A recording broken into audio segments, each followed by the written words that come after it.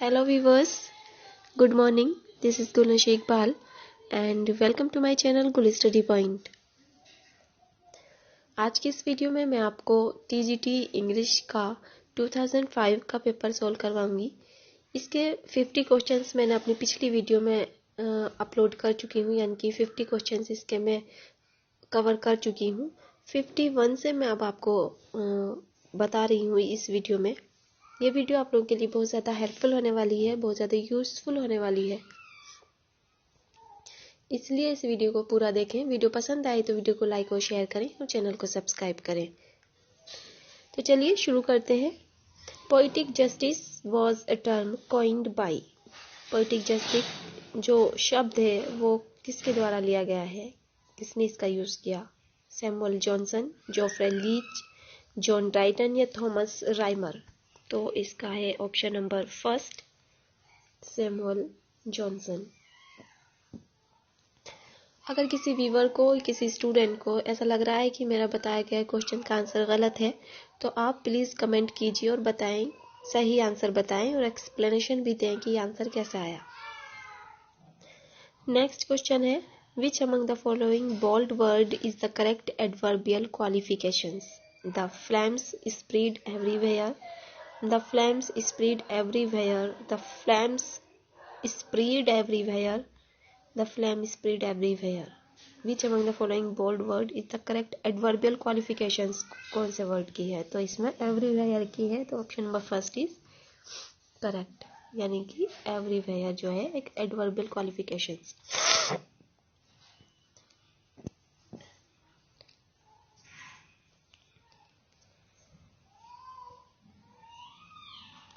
Next question है, Shakespeare was born in. Shakespeare का जन्म हुआ था 1564 में, 1564, 23rd of April 1564। Option number C is correct. Next, in which poem does the following statement appear? किस पोएम में जो फॉलोइंग स्टेटमेंट है ये दिखाई दिया? Solitude sometimes is best society, Paradise Regained में, लाइसिडस में, पैराडाइज लॉस्ट में या कॉमर्स में? तो इसका है option number first is correct, Paradise Regained. ये भी जॉन मिंटर के द्वारा लिखी गई है। नेक्स्ट है, the plural for man servant is. Man servant का प्लूरल होगा man workers, man servants, mans servant या मैन सर्वेंट। देखिए, मैन मीन्स होता है एक आदमी, है ना, और जब हम इसका मैन का प्लूरल बनाएंगे तो वो एम ए की जगह एम ई कर देंगे। ठीक ऐसे ही जैसे वुमेन में WOMAN है, और अगर बहुत सारी स्त्रियां होंगी तो इसका प्लूरल बन जाएगा वीमेन। इसी तरह से मैन का मैन बन जाएगा, MAN का EN बना देंगे जब हम, तो वो प्लूरल हो जाएगा। तो इसका सही आंसर कौन सा हुआ? Option number D, man servant. Next question है, she slept soundly, identify the nature of the bold word. जो बोल्ड वर्ड है यानी कि स्लेप्ट, इसका नेचर आइडेंटिफाई कीजिए। ट्रांजिटिव वर्ब है ये, इंट्रांजिटिव वर्ब है, रेगुलर वर्ब है या वर्ब ऑफ कंप्लीट प्रेडिकेशन है? तो यह है intransitive verb. Option number B is correct. Next है question number 57 and 58, fill in the black gaps with the correct preposition. ये गैप दिया हुआ है, इसमें हमें करेक्ट प्रीपोजिशन को ऐड करना है। Chased by the dog the thief rain.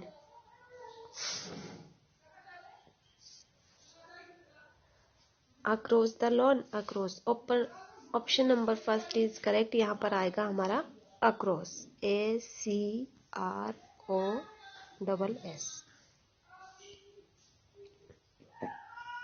Next question है, he vanished to the darkness, in the darkness, into the darkness, vanished. तो इसका है ऑप्शन नंबर सी,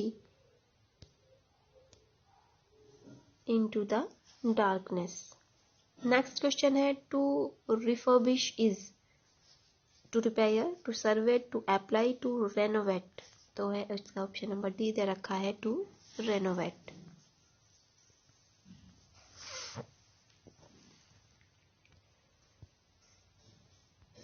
नेक्स्ट क्वेश्चन है पंक्चुएट करेक्टली। ये एक सेंटेंस है, इसको पंक्चुएट करना है। Amrit Sharma is a metro railway employ. तो अमृत शर्मा,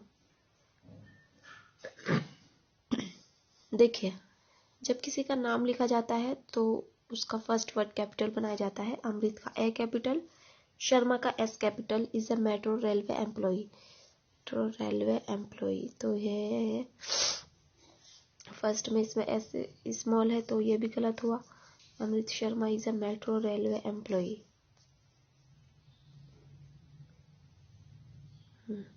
अमृत Sharma is a metro railway employ, इसका यही सही है, ऑप्शन नंबर बी। और ये दे भी यही रखा है, ऑप्शन नंबर बी ही इसका करेक्ट है। Amrit Sharma is a metro railway employ, none of these, तो इसका यही है option number B. Next question है which is the correct spelling. Cancelled, CANCELLED, option number C सही है इसका, ये भी गलत है, इसकी स्पेलिंग ये भी गलत है। कैंसिल्ड की ये वाली सही है, CANCELLED, cancelled, option number C is correct.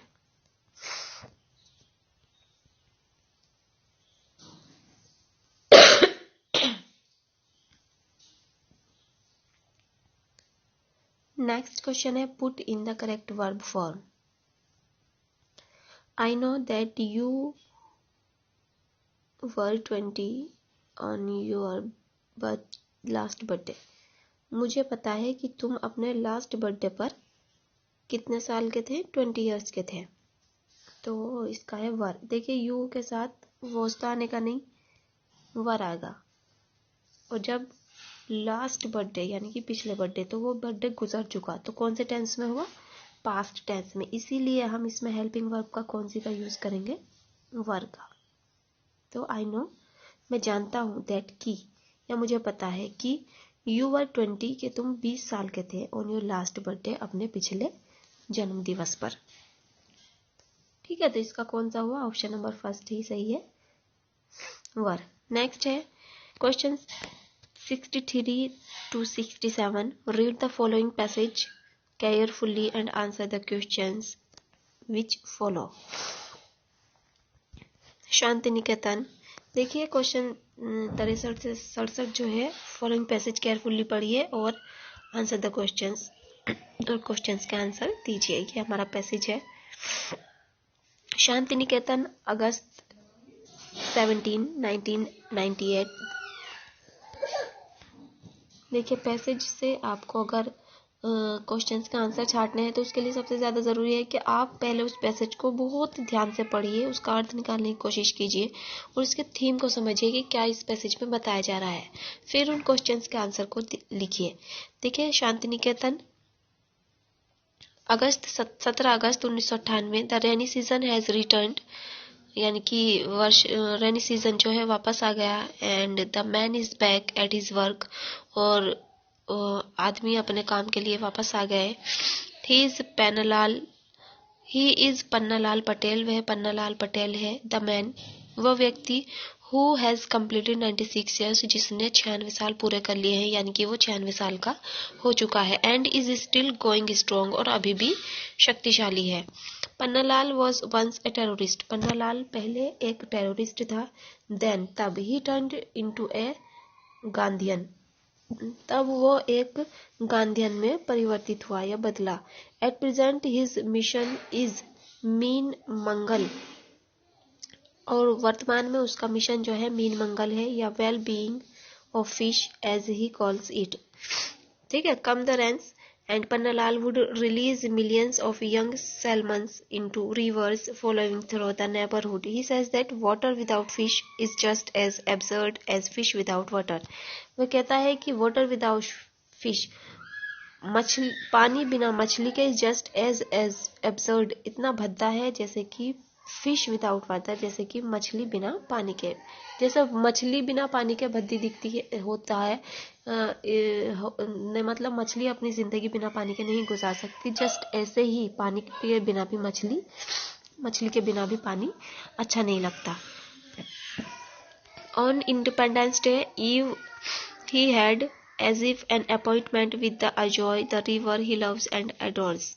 Choked up with silt and sand from bank to bank, the river remains almost dry throughout the year, except in the rainy season, once called the Crazy River, for often changing its course.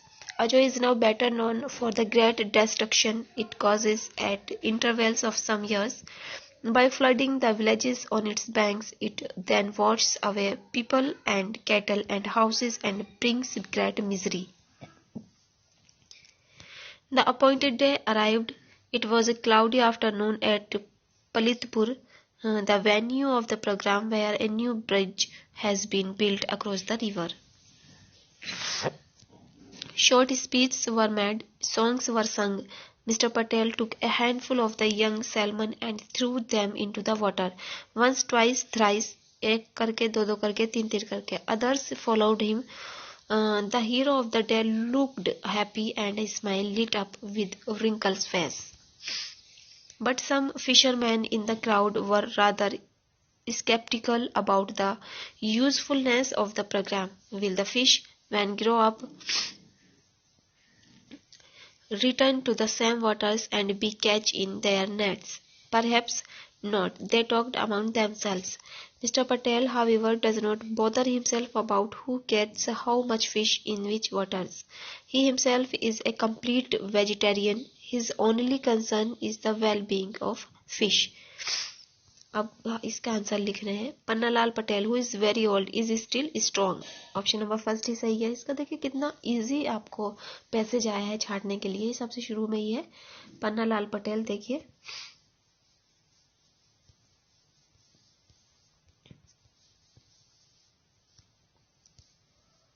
देखिए ये रहा, he is Pannalal Patel the man who has complete 96 years and is still going strong. तो कौन सा है इसका going strong? इसमें अब तक वो 96 साल का है लेकिन अब तक शक्तिशाली है, तो इसका ऑप्शन नंबर फर्स्ट ही सही है।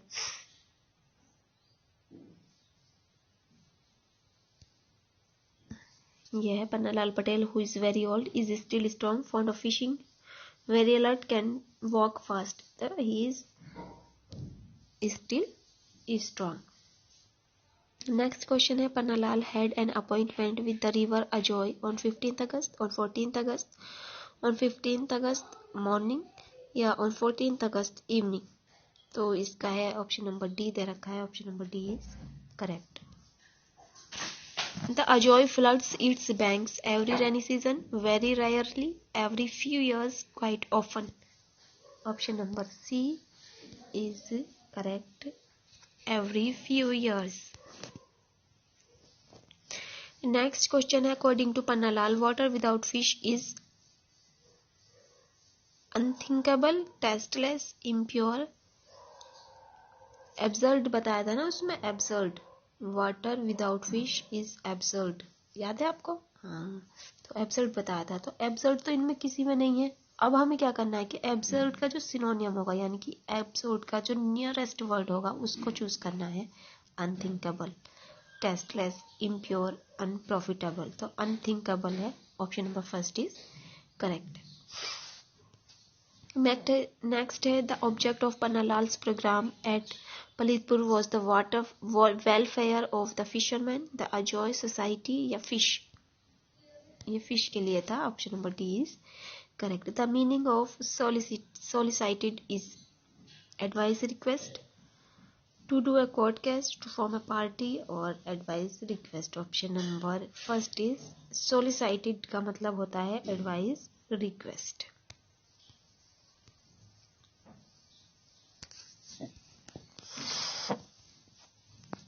नेक्स्ट क्वेश्चन है select the correct spelling, staff quarters, stuff quarters, staff quarters, option number first ही इसका करेक्ट है, स्टाफ क्वार्टर्स। नेक्स्ट क्वेश्चन है कंपैक्ट मीन्स, कॉम्पैक्ट का क्या मतलब होता है? Face powder for women, women के लिए face powder. Computer software put together in a small space, compact put together in a small space. Option number C is correct. Directions. Question number 71, 71st and 72. Choose the correct word for the blanks. The boy returned to his village. अपने गांव वापस आएगा, तो will आएगा इसमें, will the boy। देखिए future indefinite का क्या रूल है? फ्यूचर इंडेफिनिट में I और V के साथ हम लगाते हैं shall, और अन्य सभी के साथ लगाते हैं will। तो I और V में से तो है नहीं,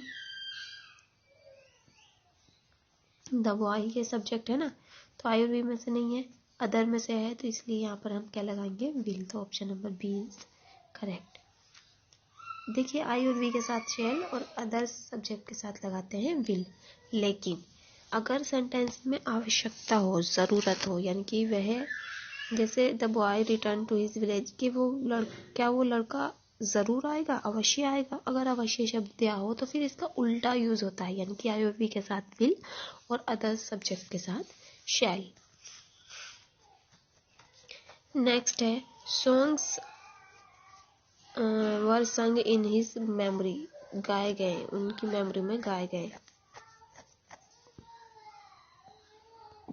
तो ये इसका है वर ही है, देखिए वर ही दे रखा है इसका, संग्स वर संग, गाए गए इन हिज मेमोरी, ये पैसिव वॉइस में है। अगर वाज या वर के साथ, यानी कि हेल्पिंग वर्ब वाज या वर हो और थर्ड फॉर्म दी हो, तो सेंटेंस पैसिव वॉइस में होगा। इज एम आर हो और थर्ड फॉर्म दी हो तो भी सेंटेंस पैसिव वॉइस में होता है, ठीक है। नेक्स्ट क्वेश्चन है change the following into a complex sentence. Simple complex compound आपने इंटर क्लास में पढ़े होंगे 11th 12th में, तो वही है ये। He received the call of his friend and left for Delhi right away.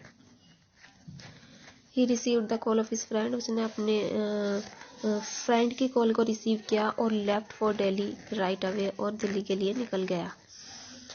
तो इसका है receiving the call of his friend, he left for Delhi, तो he received the call of his friend, तो as soon as he received the call of his friend he left for Delhi, इसमें सीधे रखा है, option number C is correct है इसका, option number C. As soon as, जैसे ही received the call of his friend, उसने अपने फ्रेंड की कॉल रिसीव की, he left for Delhi.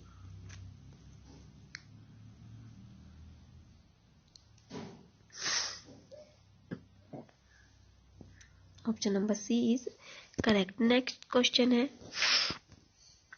Change the following simple sentence into a complex sentence. ये simple sentence से रखा है, इसको हमें कॉम्प्लेक्स बनाना है। His senior colleagues have been transferred to Dehradun, तो इसका हमें सिंपल बनाना है। His colleagues having who are senior, his colleague who is senior, colleagues है ना बहुत सारे, तो his colleagues who are senior, इसलिए आर आएगा। His colleagues who are senior to him have been transferred to Dehradun. Option number B is correct. Next है the most common form of closing a letter to a close relative is your। जब हम एक close friend को letter लिख रहे हो, close relative को, है ना, और फिर उसका एंडिंग में क्या लिखना पड़ता है हमें? Yours sincerely, yours affectionately, yours faithfully या योर्स ट्रूली।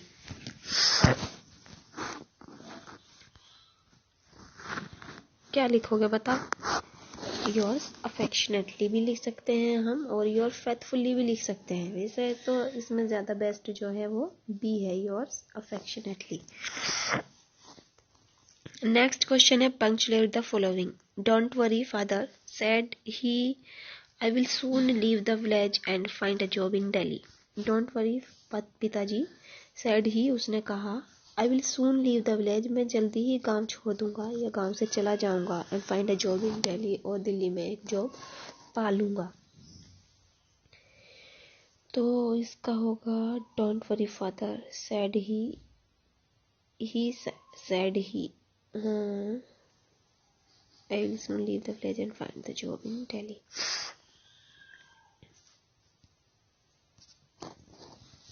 डोंट वरी, देखिए डोंट वरी फादर ये रिपोर्टेड स्पीच है इतनी, ठीक है। और ये जो सैड ही ये रिपोर्टिंग वर्ब है, तो हम रिपोर्टिंग वर्ब को सिंगल कॉमा में और रिपोर्टेड स्पीच को इन्वर्टेड कॉमा में लिखते हैं।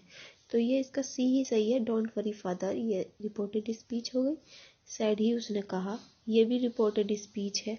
आई will soon leave the village and find a job in Delhi, तो इसका यही सही है। Option number C is correct.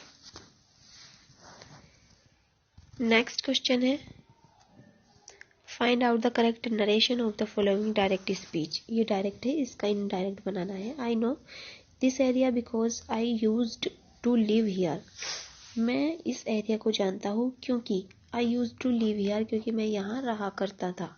इसकी हैबिट प्रकट हो रही है, यूज्ड टू आ गया ना, तो हैबिट हो गई इसकी। तो ही इन्फॉर्म्ड उसने कहा, तो he informed that he knew that area because he used to live there। इसका मेरे अंदाज में तो used to हैबिट हो रही है इसकी प्रकट, तो यहाँ पर used to ही आना चाहिए। देखते हैं क्या है इसका आंसर। या इसका used to ही है क्योंकि हैबिट प्रकट हो रही है ना, used to से हैबिट प्रकट होती है। तो इसका ऑप्शन नंबर फर्स्ट ही सही है। he informed that he knew that area because he used to live there। Option number first is correct. Next question है question 78 to 82। Each the following sentences is divided into 4 parts A, B, C and D। Some of the sentences have error is one part and some have none। देखिए ये 4 parts दिए गए हैं, है ना। इन चारों में से किसी एक में एरर है, किसी में नहीं है। ये दिया गया है ना। तो he explained to the government why the manufacturing of cars have stopped in this new factory, no error. तो इसमें है C, the manufacturing the cars have stopped in his new factory. Option number C है इसका, ठीक है। Next है we have lived in this house ever since my father has died, no error। तो we have lived, हम यहाँ we lived in this house, हम रहते थे। इसमें have नहीं आने का, we lived आएगा शायद इसमें। ऑप्शन नंबर फर्स्ट ही सही है इसका, फर्स्ट में एरर है। नेक्स्ट क्वेश्चन है द प्रिंसिपल क्लेम्ड, प्रिंसिपल ने दावा किया दैट कि there were less than 50 students present in the building when it catch fire। मतलब 50 स्टूडेंट्स से भी कम स्टूडेंट्स जो हैं वो बिल्डिंग में प्रेजेंट थे जब आग लगी। तो नो एरर, इसमें कोई error. The principal claimed that there were less than 50 students present in the building when it catch fire, no error। Next है the examination of the undergraduate students are likely to commence from Friday, no error। यही है इसका, since Friday आएगा ना, सी इसमें कमी है इसका, since Friday आना चाहिए। the examination of the undergraduate students are likely to commence since Friday, from नहीं आना चाहिए, एज आई थिंक यहाँ पर सिंस आना चाहिए। अगर किसी व्यूअर्स को लग रहा है कि मेरे बताए गए आंसर गलत है या मेरी बताई गई एक्सप्लेनेशन गलत है तो प्लीज़ कमेंट कीजिए और बताइए। नेक्स्ट है few people know that the climate of Shimla is better than Srinagar. इसमें है नो डी, सी दे रखा है इसमें, इज़ बेटर देन श्रीनगर। तो इसका मतलब few people know that the climate of Shimla is as good as Srinagar. इसमें ही मिस्टेक बताई है, इसमें सी, ऑप्शन नंबर सी सही है इसका, इसमें ही मिस्टेक है। आप बताइए आपके अकॉर्डिंग कौन सा आंसर सही है। नेक्स्ट है, ए वायलेट बाय ए मोसी stone half hidden from the I is a quote from the Ode to Duty, Lucy poem, The Green Linnet, The Sultry Reaper। क्या है Lucy poem, A violet by a mossy stone, half hidden from the eye। Next question है, tick the correct one. Gita asked me where I lived. Gita ने मुझसे पूछा कि मैं कहाँ रहता हूँ, तो Gita asked me where I lived, option number first ही सही है इसका, टू मी। नेक्स्ट है, informal essay is also known as. Funny essay, scholarly essay, familiar, scholarly, formal, informal होता है ना, तो ये इनफॉर्मल की बात की जा रही है, तो यहाँ स्कॉलरली सही है, scholarly essay, option number B is correct.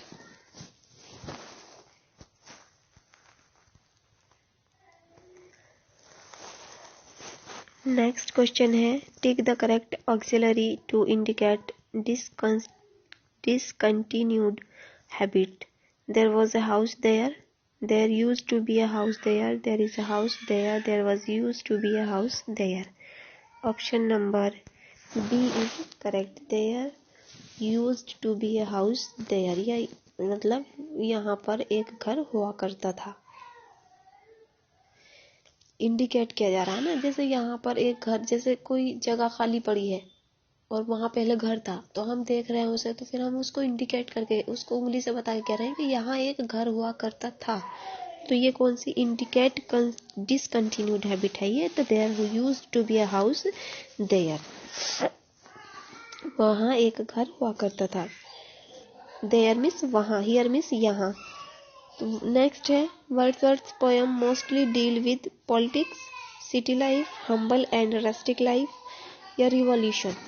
Wordsworth की पोएम में क्या चीज को डील किया गया है, पॉलिटिक्स को, सिटी लाइफ को, हम्बल और रस्टिक लाइफ को या रिवॉल्यूशन को। तो इसका है ऑप्शन नंबर सी सही है, humble and rustic life, humble and rustic life. Next question है,